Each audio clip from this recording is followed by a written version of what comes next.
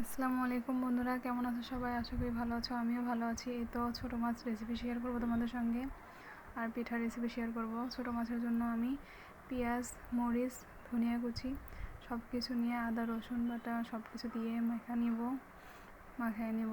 এই তো মাখানো হয়ে গেছে আমার সব কিছু দিয়ে। তরকারিটা বসাই দিয়েছি, এদিকে ভাতটাও হয়ে গেছে।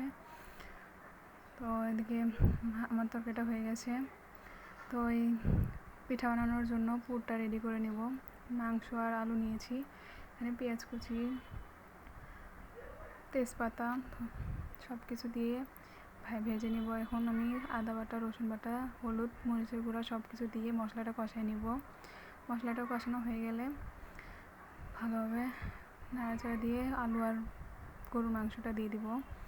মাংসটা দিয়ে দেওয়া হয়ে গেছে। এখন এগুলো ভেজে নেব, আমরা ভালোভাবে ভেজে নিব, কষাই নিব যাতে মশলাটা ভালোভাবে কষানো হয়, মাংসের ভিতর ঢুকে।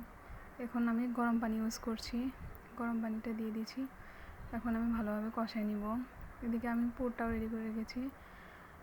তো এদিকে আমি এখন আস্তে আস্তে সব পিঠাগুলো একে একে বানিয়ে নিব। এই তো আমার পিঠা বানানো হয়ে গেছে। তো বন্ধুরা, কোথায় থেকে আমার ভিডিওটা দেখছো একটু তোমরা আমার পাশে থেকেও কমেন্ট করে বলো কোথায় থেকে ভিডিওটা দেখছো।